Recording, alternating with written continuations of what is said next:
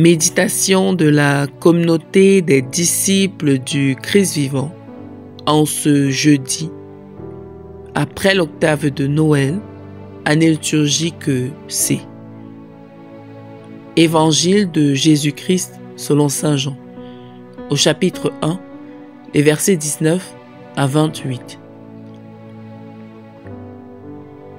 Voici le témoignage de Jean le Baptiste. Quand les Juifs lui envoyèrent de Jérusalem des prêtres et des Lévites pour lui demander « Qui es-tu » Il ne refusa pas de répondre. Il déclara ouvertement « Je ne suis pas le Christ ». Ils lui demandèrent « Alors, qu'en est-il? Es-tu le prophète Élie » Il répondit « Je ne le suis pas. » « Es-tu le prophète annoncé » Il répondit « Non ». Alors ils lui dirent « Qui es-tu » Il faut que nous donnions une réponse à ceux qui nous ont envoyés. « Que dis-tu sur toi-même » Il répondit « Je suis la voix de celui qui crie dans le désert. Redressez le chemin du Seigneur, comme a dit le prophète Isaïe. » Or, ils avaient été envoyés de la part des pharisiens. Ils lui posèrent encore cette question. « Pourquoi donc baptises-tu si tu n'es ni le Christ, ni Élie, ni le prophète ?» Jean leur répondit. « Moi, je baptise dans l'eau. Mais au milieu de vous se tient celui que vous ne connaissez pas. C'est lui qui vient derrière moi. Et je ne suis pas digne de délier la courroie de sa sandale. » Cela s'est passé à Béthanie, de l'autre côté du Jourdain, à l'endroit où Jean baptisait. Acclamons la parole de Dieu. Méditation. Le Christ est venu au milieu de nous pour accomplir toutes les prophéties. Jean-Baptiste, le dernier des prophètes, va d'ailleurs le montrer à ses disciples en le doigtant. Après avoir ainsi accompli sa mission d'annoncer et de présenter le Christ, il se retire pour lui céder la place.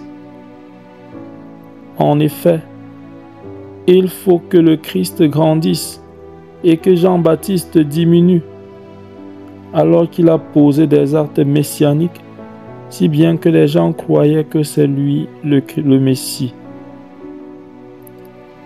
Frères et sœurs bien-aimés, comme Jean-Baptiste, il nous faut reconnaître notre place et notre temps.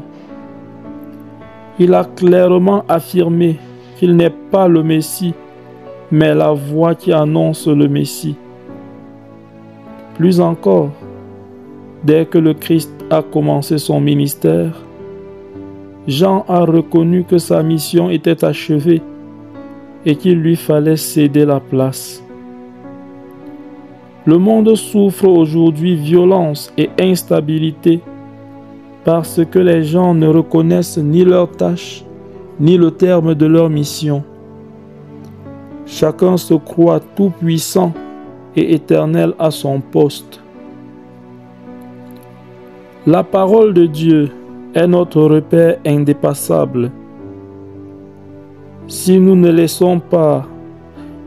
nous laissons pas éclairer en tout temps par cette parole, nous allons nous égarer au point de devenir des antichrists.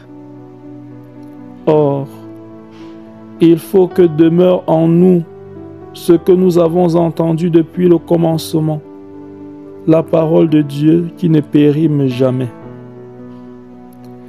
Il nous faut renoncer à nos projets égoïstes pour épouser ceux de Dieu. De tout cœur, faisons notre tâche dans le temps qui nous est imparti pour glorifier le Seigneur dans la vérité et dans l'amour.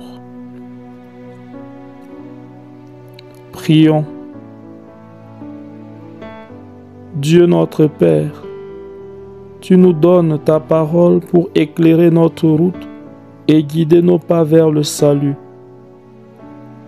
Au début de cette nouvelle année, accorde-nous la grâce d'un profond attachement et d'une humble soumission à ta parole de vérité. Qu'elle nous enseigne à savoir rester sur notre place pour accomplir notre mission dans le temps que tu as prévu. Par Jésus, le Christ, notre Seigneur. Amen. Intercession. Seigneur, nous te prions pour nos frères et sœurs qui ignorent ou se ferment à ta parole et se prennent pour la mesure de toutes choses. Daigne faire qu'ils se rendent compte de leurs limites et de leurs fragilités, afin de savoir faire uniquement leur tâche dans le temps prévu, sans vouloir s'y éterniser en écrasant les pauvres. À tous ceux qui confessent ton nom, accorde la grâce d'un amour plus profond de ta parole et une tendre soumission à l'Esprit Saint. Que tes enfants puissent accomplir leur mission dans la paix, malgré les persécutions par les antichrists d'aujourd'hui.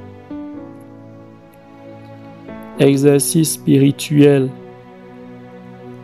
Arrêtons-nous un instant pour méditer sur notre attitude au quotidien. Comment apprécions-nous les tâches qui nous sont confiées? Avons-nous conscience de ce que d'autres personnes peuvent nous succéder et travailler comme nous? Ou bien nous prenons-nous la tête comme les seuls capables? Quel est notre état d'esprit à l'approche de la fin de notre mission ou de notre retraite? Avons-nous le courage de passer la main aux autres?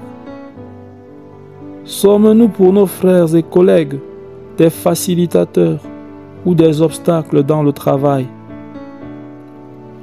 Engageons-nous à travailler pour la gloire de Dieu et à laisser la place à d'autres quand notre temps est épuisé.